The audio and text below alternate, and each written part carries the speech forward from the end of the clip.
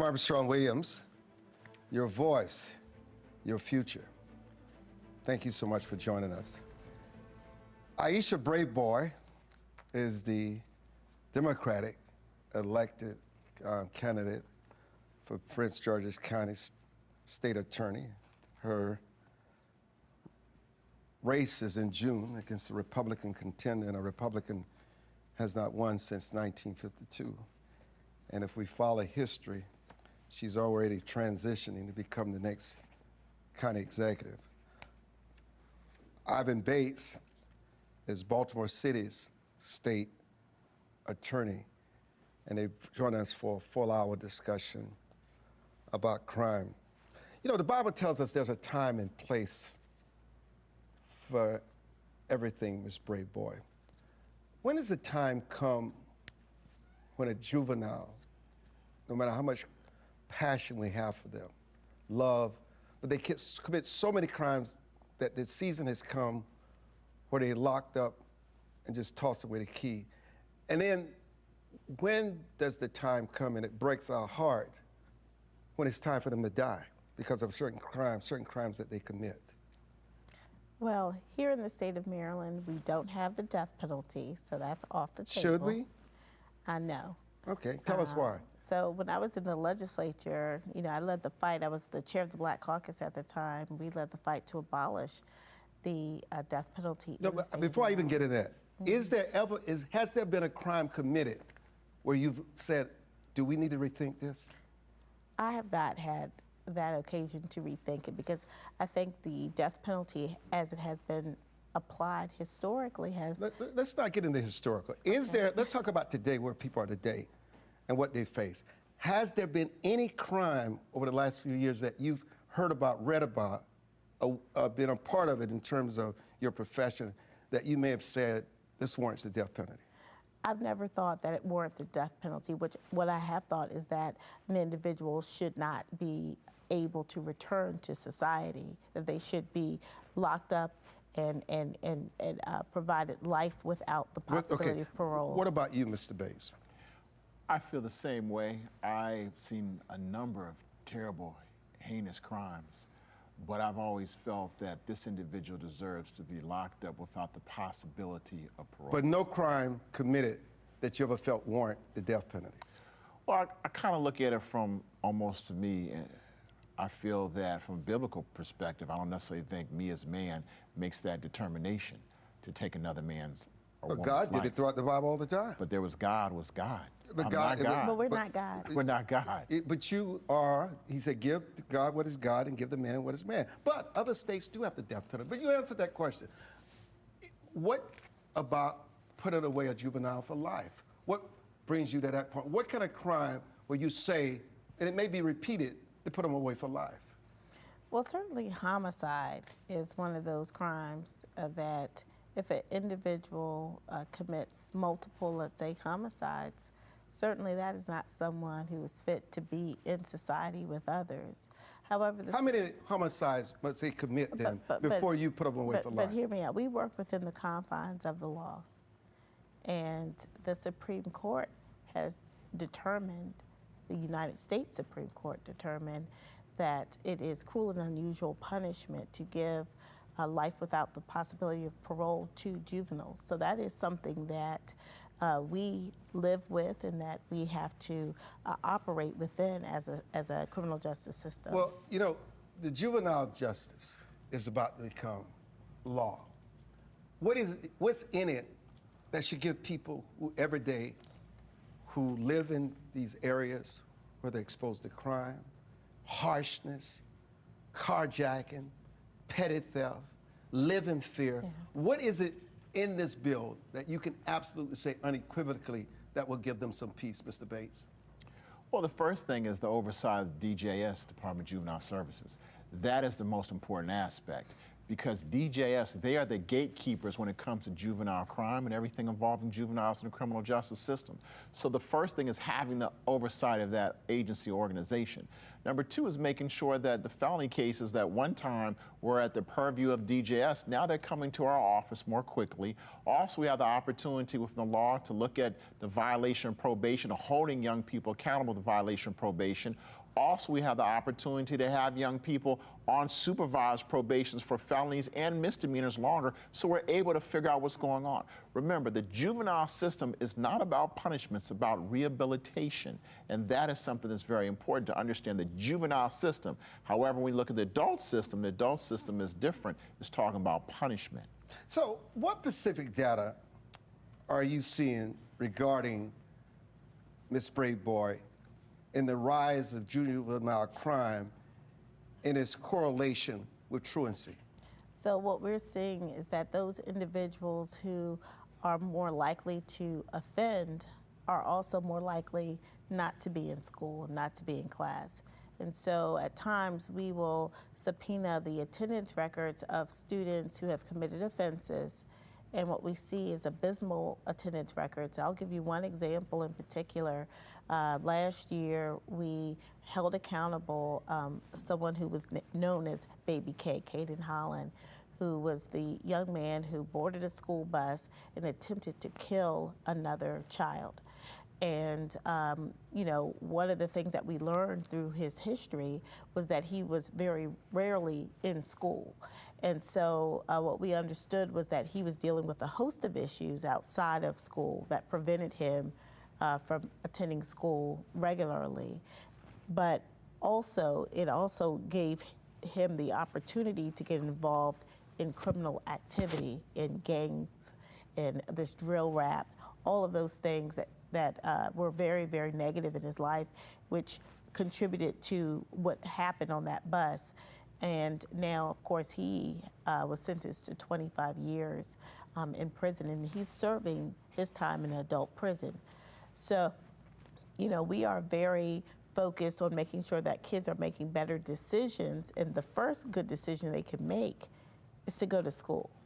So what are the key, Mr. Bates, legislative proposals you're advocating to address this issue? Well, one of the things for us, looking at Baltimore City, is the truancy issue. You know, we have a bill, and, you know, we thank Delegate Mark Edelson because he's been pushing the bill for us. Looking at the proposal, a number of jurisdictions, I think Prince George's County, they have a program that looks at truancy. What's going on, truancy, how's that working within the school system, what's happening in the criminal justice system. However, Baltimore City is not involved in that at all. We're just asking to be involved at it so we can then get some of the same resources other jurisdictions have so we can really focus on truancy. The same things that my counterpart talks about finding in Prince George's County, we're finding in Baltimore City. You have young people that are not going to school. So now they're not going to school, but then it may or may not, we find oftentimes they are participating in these legal activities, but let's say they're not. Now they can't read or write. Because in school is where you learn how to read or write and do those basic mathematician, you know, reading, writing, arithmetic. They talk about how can you have a job. And so this is about building young people toward their future. Truancy, without a doubt, is extremely, extremely important. If they're not in school, where are they? Who are they hanging around, and what are they doing? So, Ms. Braveboy, how do you balance accountability with compassion when dealing with these young offenders? Well, there should always be accountability. You know, when I grew up, there was accountability in my home. That didn't mean that my parents didn't love me and didn't want the best for me. It just meant that there were going to be consequences, and consequences are okay, I think. But what we also have to do is have programs in place to help young people live better lives and to develop better characters. And so that's why I think, as my colleague said, you know, making sure that probation really means that you actually have to do what the judge orders you to do, because that is supposed to help you become a better person. So being able to extend probation if a child is not, you know, participating in the programs and workshops that they are ordered to, was key in getting that included in the bill. So really, it's really about holding folks accountable, making sure that there are consequences, but then also making sure that there are programs in place to help children. And in the case in Prince George's County, what we have found is that the families oftentimes need support as well. And that's why we have the Family Justice Academy that we were able to create with the assistance of our governor and in partnership with our sheriff's office. So let me expound on that a little with you, Mr. Bates. What role do parents or guardians play in what is absolutely in crisis, and how should they be held accountable for the deeds of their children? Look, I have a young daughter, and she's 8, and I recognize the most important individual in her life are her mother and myself. And as a parent, we are the ones who we must teach our children in the household accountability. Unfortunately, some of these young people may not have parents, and or guardians, we understand that. However, for the parents and guardians, they must hold their children accountable. They must teach them right or wrong. They are the individuals who have to teach this to their children, because unfortunately, if your children don't learn it and then they get involved in the criminal justice system, then we have to teach them accountability. That is not necessarily a good thing. One of the things that we look at is, how do we hold parents accountable? We've done that in a couple of cases where they participated or they did something to show that they were supporting their young one, their child, in the participation of a crime. And we've had to hold the individual, the parents, accountable. We did that in a case involving an incident, I think, at Calvert School, where it was an incident where a parent went up there with their child, and not the Calvert School, another school in the city, where they went up there with their child, and the child got in an argument, pistol whipped, and the parents were there. We held the parents accountable.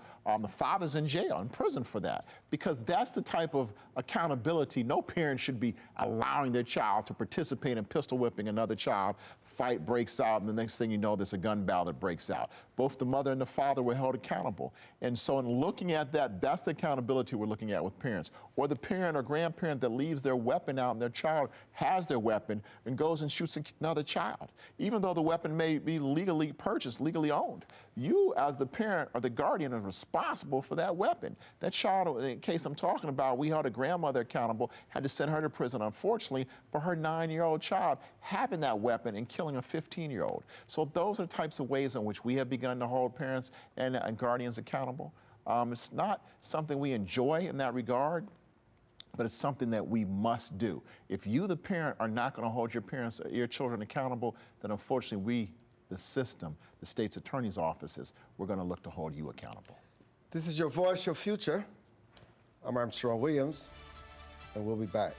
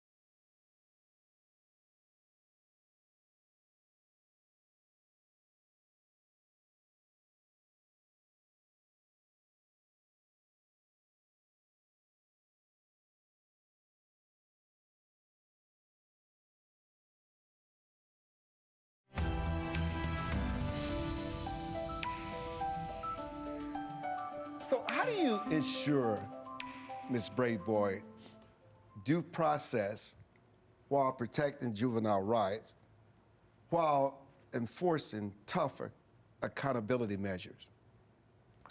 Well, look, I mean, there are multiple people in the justice system who deserve justice, and first one is the victim. The victim deserves justice.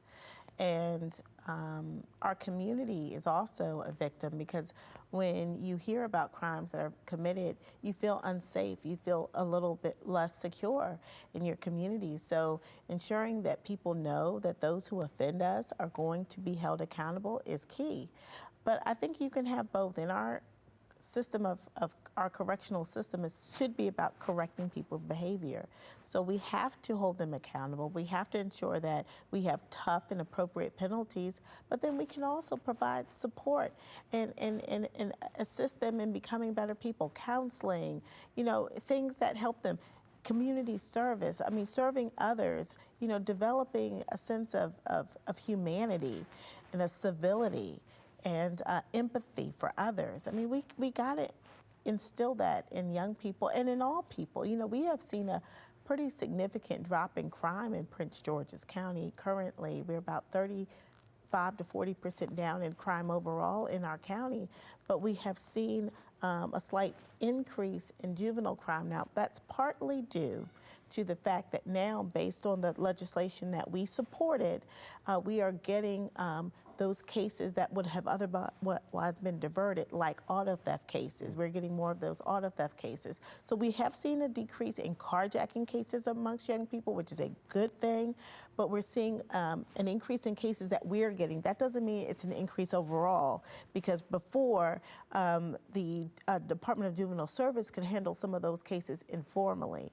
but now they have to refer those cases to our office. So we are getting those cases, and we are holding those young people accountable. Mr. Bates, for those unfamiliar, can you explain what switches are and how they work? Well, switches are, they have a gun, and they want to now make this gun now an automatic. And so they basically have this device that they add to the gun, and now instead of boom, boom, boom, it shoots something like that. And so in shooting like that, it shoots a number of bullets at a very high rate, and they've made it like a machine gun. And it's something that is wrong. You see more young people are having these types of weapons. You see more mass destruction with these types of weapons. Well, how widespread is the use of switches in Maryland, and how are they getting into the hands of the community? Well, look, you see it more often than you had in the past. You see young people. The police will make arrests, and you'll find out their switches. I think we had a big 40-person takedown recently, I think about 3-4 months ago, where they had switches. These are things that you see individuals, some of the gangs have the switches. Look, they buy them illegally off the street. They may order them and put them together. And so there are a number of different ways. If a person's a criminal and they want those types of weapons, they're going to find a way to get their hands on them. So, Ms. Braveboy, what's the legal status of switches currently, and what changes are you advocating for? So currently, they're considered sort of a misdemeanor, just like our rare carry transport laws. They're misdemeanor offenses. You know, in Prince George's County, we had about 65 gun switches, seized in 2023, and in 2024 that went up to about 117. So we did see a pretty significant increase in these switches over the course of a year. So we're very concerned about them, and we believe that this device was used in the shooting that occurred of a well-known celebrity chef, Chef Tobias. He, thank goodness, survived, but it was horrific to hear that weapon go off, because as Mr. Bates mentioned, it is rapid fire. But then how do these weapons modifications, let's say, alter the threat landscape for law enforcement? Well, because if you think about it, an average gun, you get maybe 3 shots off in a matter of a second. And with these weapons, you can get 15 rounds off in the matter of a second. So that is significant when you think about the destruction it can do. And that's why we're advocating to make those switches felony offenses, as opposed to a misdemeanor, felony offenses with some mandatory minimums for those who have been caught with these devices more than one time, because we want to send a very strong message that we are not going to accept these devices in our state. I want someone to explain, Mr. Bates, how the current court system, commissioner system operates and where the breakdowns are happening. Well, yeah. Recently we had a case, we call it out of our office, the T.I. case, rapper, him and his wife, Tiny. Out of Georgia. Out of Georgia. And so basically you had a person up here who made an allegation against them, said they had done a number of violent things to them in a sexual nature. And they went down to the court commissioner. They took out the charges. The court commissioner read them and issued a felony arrest warrant. And my office knew nothing about it. And the court commissioner's office acted independently. So when Mr. Harris, T.I., was about to get on a plane, there was an arrest warrant for him. He was stopped. His attorney reached out to our office. We immediately looked into it, realized that the poor man wasn't even in the area, in the city when this happened, and we immediately quashed or stopped the warrant. And one of the things we see with the court commissioners is that they sometimes just have anyone come down there. They can get mad at anyone for any reason, and they can take out a warrant at any moment in time. So now there's a felony arrest warrant for you, whether you could sit down and say, I saw Mr. Williams and he pointed a handgun and told me he was going to kill me. First-degree assault. And that would be a warrant. And so one of the things that we want to do is have legislation that says, look, it should be the prosecutor's office that decides whether or not charges are taken out. So what happens to these people that spreads these falsehoods and can destroy people's lives and put them in financial ruin? Well, oftentimes nothing, but we're also looking to try to hold them accountable as well. Looking to? Well, we can currently hold them Yes. accountable. And, my office has prosecuted individuals who have knowingly provided false information to court commissioners to get an arrest warrant, to prosecute an individual who they know did not commit an offense. So we can do that. But the standard is pretty high in those cases. So we're not going to be able to try all of those cases in which someone does commit perjury. But what I can say is that the damage is already done. See, what we're trying to do is prevent the damage. Once a felony arrest warrant is taken out and someone is arrested, they then are at jeopardy of losing their job, housing benefits, and any and everything else, as well as their liberty, right? And so we want to make sure that at minimum, if someone is, let's say, did commit a crime and someone is asking for an arrest warrant, that there should be a police investigation. The reason why that's important is because oftentimes the critical evidence we need in order to make the case have to be collected quickly. So if someone says, oh, I have been sexually assaulted, well, now we need a sexual assault kit immediately. If someone says, well, this person had a gun, we need to find that person immediately to try to retrieve the gun. If there's surveillance video available, then we need to know that immediately so that we can go and our police can go to try to retrieve that surveillance video so that we can make a case. So just, getting an arrest warrant on someone doesn't mean you're going to get a conviction. And so we want to bring strong cases into court. And the way we do that is by having an actual investigation that is timely. So if someone has committed a very serious offense against you, if you go to the commissioner, that commissioner then can advise the appropriate law enforcement agency that they have a sworn statement that this person is the victim of a violent crime. And then that police agency can then begin the investigation. They can, of course, file for the arrest warrant. They can absolutely, upon probable cause, file for the arrest warrant. But what we're saying is that it can't just be anyone can go down and then put someone else's life at liberty. So let me raise this. Okay, how would the proposed reform change the decision-making process at the commissioner level? Well, a couple things. Number one, individual go down there to take the charges out. At that moment in time, our office would be given the information. Once our office is given the information, we would talk to the police department and ask them to do the investigation as quickly as possible. If, depending on what would happen in reference to if it was a domestic violence issue, we could make sure that for over a 3-day period, we try to at least investigate this as quickly as possible to ensure what happened, if it was actually truthful. You know, our office has also prosecuted individuals that went down to the commissioner's office and weren't truthful. We actually received the conviction against a young lady, went and lied on a police officer, said a police officer did something to her. And one of the things, it's difficult sometimes because a person will say, oh, I had the wrong person. Oh, I didn't know that name. However, with us, we were able to prosecute the individual that lied on the police officer because we had the officer's body-worn camera that showed the interaction of actually what happened. And so it's difficult sometimes for us to prosecute it, but we do get it done. But what we need is we need to make sure that the prosecutor's office is working with the police department to make sure we have thorough investigations so we can hold the bad actors accountable. So let me just bring you something that seems just so outrageous. You know, we keep reading these stories, and our reporters at the Baltimore Sun continue to write these stories about these kids with ankle bracelets committing these crimes. You got a monitoring system where you're supposedly monitoring these kids, and yet they go out and commit more crimes than ever before. You're not holding the monitoring company accountable? And the kids believe now this is what is expected of them because they've done it for so long. They know how to manipulate and get around the system. What about these monitoring systems? Is it a joke? Well, I think, again, that's one of the reasons that we push for reforms of our juvenile code, because one of the things, and I believe that my colleague really focused in on this, is, you know, getting information about a violation of ankle monitoring agreement quickly. Like if a child violates their ankle monitor agreement, we need to know immediately.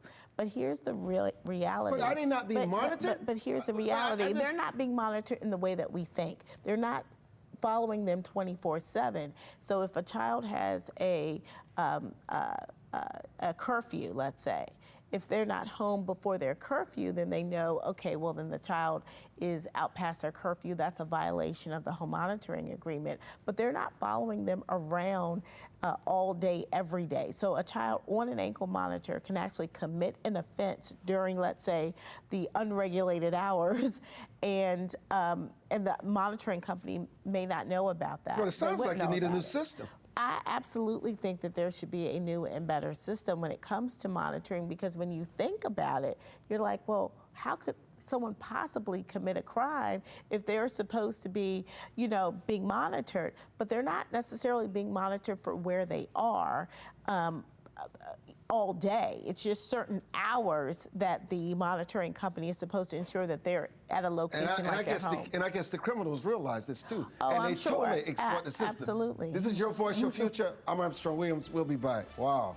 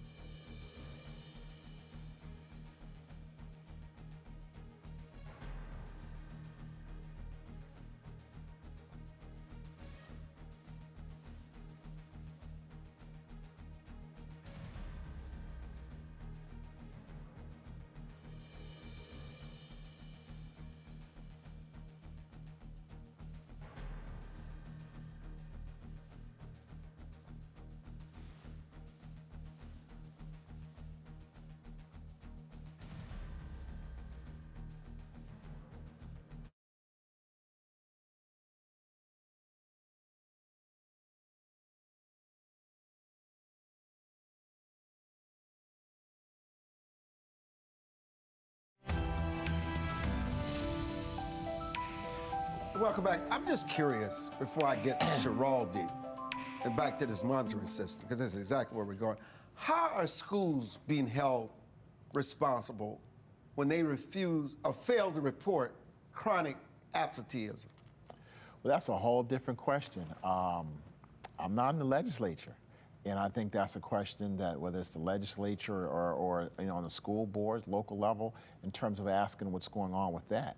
I know there's been a lot of confusion about all of this. From my standpoint, where I look at, and we're here in terms of the prosecution.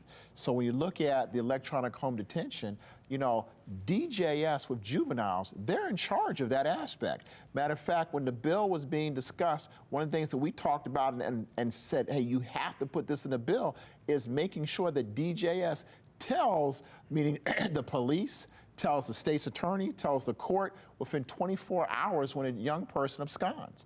And that's something, at first we didn't see that happen, but we've been working with DJS to try to get that information. And what has been the progress of that? Little by little, we're moving in the right direction. Moving in what direction? In the direction but it seems of like we keep having the same problems. We but keep having, in fact, it seems like it's getting worse. I would say that DJS is the gatekeeper of the information. I know you want to be politically correct here. I understand all this. I'm not politically correct. People's lives are being destroyed. These kids are going back out on the street with these ankle bracelets. I think what the public wants when they listen to these town halls is pure candor, because it's nothing personal. You're here to save lives.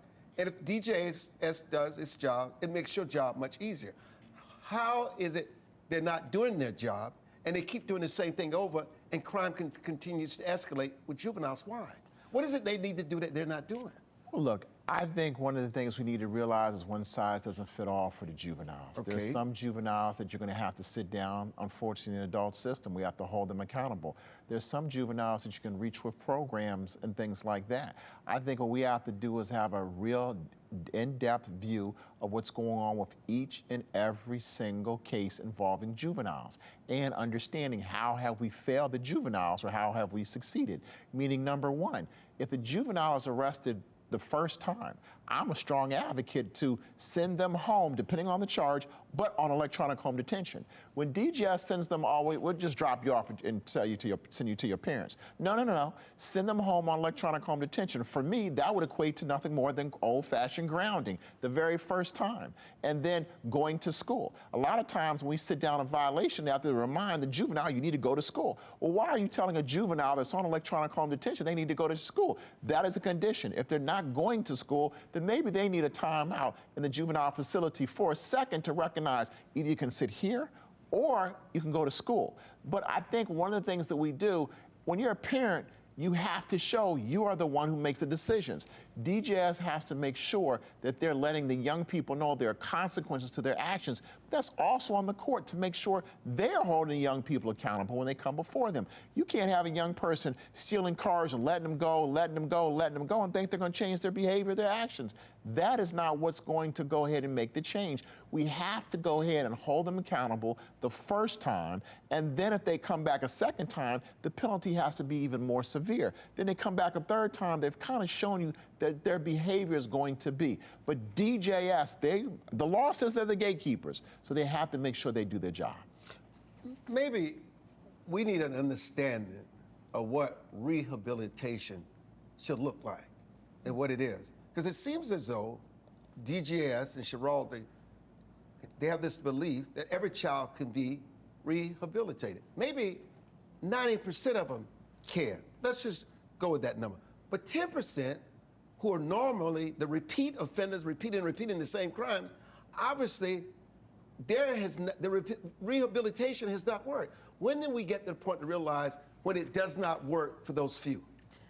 Well, let me just say this. I think the good news is it is just a few in the grand scheme of things. We're not talking about every child. Right. We're not talking about the majority.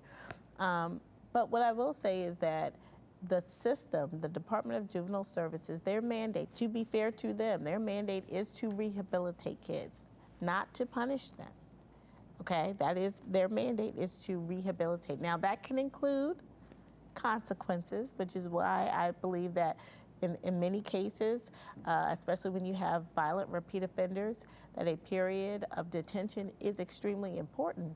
But in terms of the programming, I think we have to look at the programs to find out whether or not they're effective, because not every child is going to be able to get the most out of programs that may be cookie cutter. Those programs have to, in some cases, be individualized for that child, which actually is what the Department of Juvenile Services is supposed to be recommending. Individualized programs for each child. But in your experience, where do they fail? What is it that they don't recognize? I think what they don't recognize is the importance of including families in the rehabilitation process to ensure that those family members who have the responsibility to care for that young person are also getting services, because what we have found is that parents oftentimes need support. A lot of our parents are dealing with mental health issues. They're dealing with substance abuse issues. They're dealing with stressors like financial stressors, paying bills, being able to, keep the lights on. And so those stressors cause a lot of tension in households, and a lot of that tension then, goes into that child, and then that child reacts. And I'm not trying to make excuses, but I'm trying to get to the root causes of why children are behaving in the ways that we're seeing it. And we see it a lot in those economically depressed communities, because economics plays a huge role in whether or not people will make the decision to get involved in crime and whether they won't. Because if they have, right, oftentimes they're not trying to get, right? But if they don't have food, if they don't have clothing, if they don't have the basics, then they're in a survival mindset the entire time. And so they're more likely to react in ways that we believe are criminal and that are criminal. But a simple thing, where do they go to learn? Empathy. Yeah, No. And sympathy. No. Mm-hmm. Right from wrong. Right from wrong. Well, I learned it at home. But unfortunately, with some of these young people, there may not really be a home where they're learning it. Now, one of the things you realize, hurt people. So if you have a parent or a guardian who's very abusive, what do you think is going to happen to that child? That's why I think when you look at children, I don't want to throw any of them away. There are children, but you have to hold them accountable. And look, a lot of things I look at with my life, there was no joke. You remember my father, he was tough love. And his tough love got me here. And so there were days that he was very, very hard on me. So when I talk about the first time I made a mistake, my father had a rule. I'm not going to get you the first time, but once I've told you you're not supposed to do that, you mind. And he did not play. Whippings. Oh, yeah. He was from the South. He was from the South. That's what's so, yeah, and that's what he did. Yeah, that's a fact. So, that's child abuse now. Yeah, but we don't do that now. No, we don't. We don't do that. But what we need to do is understand, our children sometimes, their actions are crying out. Our children sometimes are doing what they see, whether it's Grand Theft Auto or some other video game. And if we don't hold them accountable, then they will continue to do those actions. I have 2 questions for each of you. Give us the idea of what rehabilitation should look like. And tell us the signs of when you know the child cannot be rehabilitated. What is the plan? The plan, it has to be individualized for the child, but what I can say is that at the end, that the child accepts responsibility for what they've done. Okay. So that they have to acknowledge it, express that remorse. They have to act in a way that shows that they want to make up for what they have done.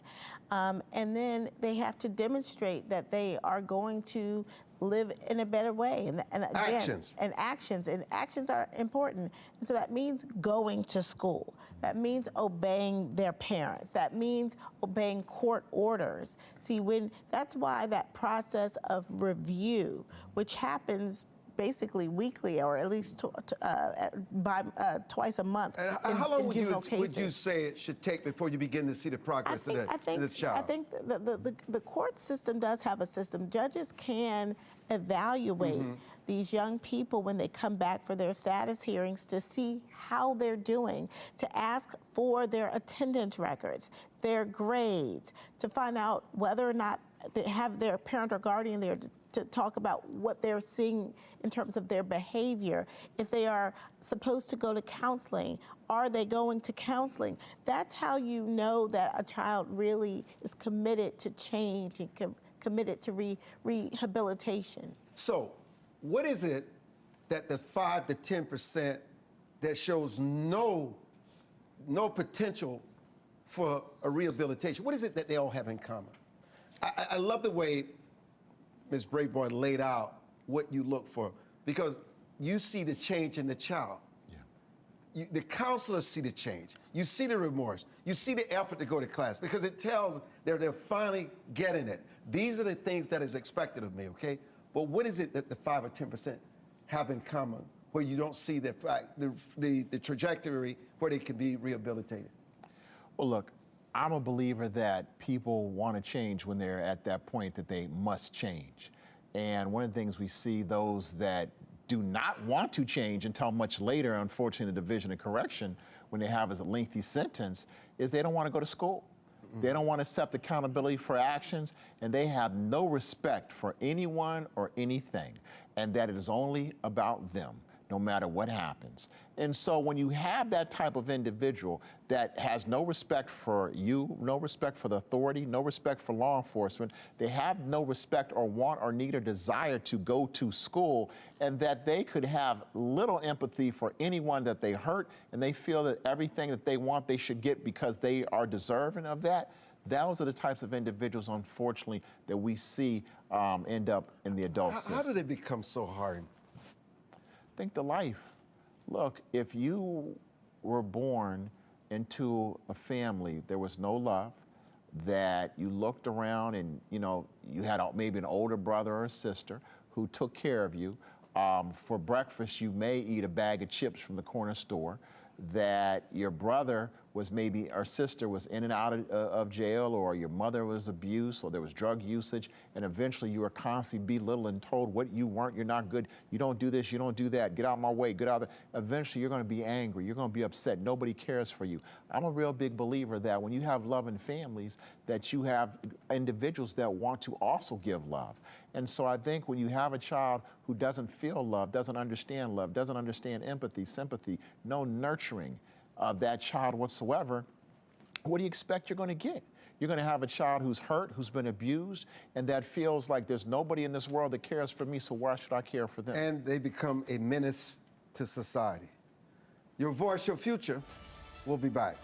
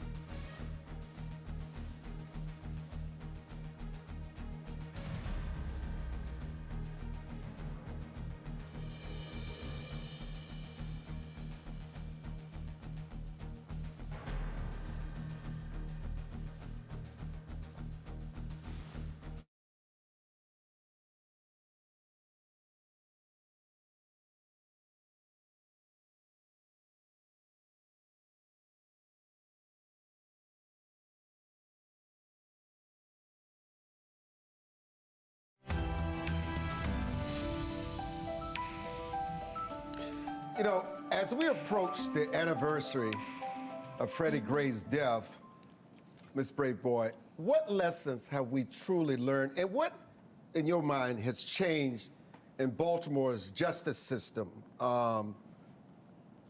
Elaborate. You know, I think that, you know, Freddie Gray's death and then what transpired after not only impacted Baltimore, but I think really all of us across the country and certainly in the state of Maryland. And I think some of the things we learned in that is that we have to ensure that everyone is treated as a human being, that, you know, whether the officers were right or wrong in that case, should he have been in that situation to begin with? So who we approach, why we approach them, who's suspicious. I think that's, I think police departments across the country have really looked at those issues of who we're stopping, What who we're hasn't changed? approaching. What hasn't changed? In so many ways, I think what hasn't changed is sometimes the tension between police and community, where community believe that, you know, maybe they're being over-policed in some areas. And I think that, but people also want the police too, right? So nobody doesn't want the police around, but they don't want over-policing of people based on the color of their skin or their gender. And so I think that we still have this is still a conversation that needs to continue. I think that when that incident happened, it was a horrific incident. Freddie Gray should be alive today, but also how the officers responded. I think there were mistakes made, but ultimately those officers were determined, well, in some cases they were found not guilty. And in some cases, the state then dropped the case. So what parallels, Mr. Bates, do you see between the Freddie Gray case and the recent developments in the Adnan Syed case? You know, it's interesting. With the Freddie Gray case, I represented one of those officers. And with Adnan, I had to look at and do a review of what the previous administration, which was the same administration in charge of those officers, what they had done. And to me, it's very similar. You know, my team, we wrote an 80-page brief to give an analysis of the motion to vacate. And that was basically to wipe away the conviction of Mr. Syed. And one of the things we looked at and noticed was that the way the law is written, we did not have the elements needed to vacate Mr. Syed's conviction. I think is very similar in terms of Freddie Gray, that case. Some of the elements that were needed to prove the charges and the crime, the state did not have that either. So what's very important here is, as a prosecutor, there's a lot of responsibility. A lot of responsibility. You can charge anybody, but can you hold an individual guilty beyond a reasonable doubt? So let me follow that up, because that's an interesting point. How should prosecutors navigate public pressure when these cases become national? I think we have to stick to being prosecutors. I think we have to stick to the facts and the law. People will always want us to do what they want us to do, but that's not what the law tells us to do. We have to be fair, and we have to be just in how we apply the law. And so I think what we have to do as prosecutors, even though we're in the limelight, that our cases can't be all sensationalized in terms of how we approach the case. They may be sensational because of what happened, but we also have to, again, we have to meet our burdens in court. And so we have to be very honest with the public. They may want something that just can't happen based on the facts and the law. I must ask you this. Did the justice system get it right in the Syed case? Meaning the jury, with its The justice guilty. system. Did the justice system get it right? Based on the evidence that we looked at, yes, the justice system got it right. Based on the evidence that we saw. You know, one of the things. What about what you saw? Well, we saw as you read the transcript. Reading the transcript is what you realize is that, one, all the questions that were put out there in the world, they were truly answered right there in the transcript. What about something that you cannot put out in the world? Your gut, your instinct. Well, this is what I would say. I think one of the things that people want an individual to be released, and I get that, but they also forgot that there was a victim. Okay. Heyman Lee There was the victim, and the system failed Heyman Lee and her family. So in that regard, the system got it wrong. But in terms of the motion to vacate, we said the previous administration got that wrong. We were not going to do the motion to vacate, which had still held Mr. Syed accountable. He still has the murder conviction. However, the system also has a means to allow him, because he was a juvenile at the time of the offense, to go ahead, and his institutional record was outstanding. I think maybe one minor infraction, 23 and a half years, totally showing that he was rehabilitated. But the key is, and then he was you released. said it, there was and still is a victim Oh, There yes. is a victim. that we can never lose sight of. You know, Governor Westmore has been touting we need to save and revive young men again. Yeah. We got to focus on the men. We need them in the classroom. We We need do. them in the home. We need them in the church. Imagine what the world would be if every household had a father, every son had a mentor beyond their father. Imagine if men could step up to the plate and become the best government, become that best housing, urban, or the best Department of Housing and Welfare in the country. What would happen if men were to really stand up in the role? I have to tell you, men and women in But men, general, men. but let me just say this: men can absolutely be a superhero to a young man.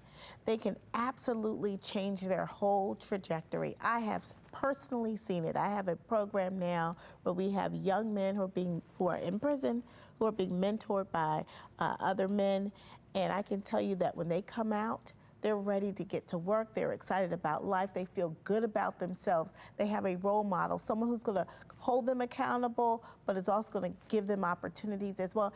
And if more of our young men had that, if more of them had it, I tell you, we would not see the prison rates the way we see them.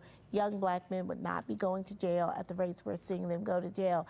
And I am absolutely committed in my next role to ensuring that we have more opportunities for men to step up and play a major role at every level in the lives of our children. Here's the most important question of this hour, and we've asked many. You know, people talk about Armageddon, they talk about the last days, they talk about that things will get worse before they get better. If you use the Bible, if you go to the pulpit where the fire's ablaze with brimstone, many people have lost so much hope when it comes to law enforcement, the justice system, the courts, whether they're safe. They feel you're protected because of the very roles that you have, that you've achieved. But for the average day American, they feel so vulnerable. Tell them why their lives will be better. That you're going to be able to make their communities safe, their schools safe, that you're going to protect their daughters, that you're going to put things in place where they don't have to live in fear or walk around the corner. How can you assure them that life is going to get better for them that don't see they have the power, they don't have the wealth, they don't have the resources, and just like sitting ducks waiting for it to happen? I think the thing that's very important is that I look at the system and I remember I was also in their same shoes. And it's those experiences that have shaped my life that now allows me to understand what the way the system looks at them and how important the system is to make sure that they're protected.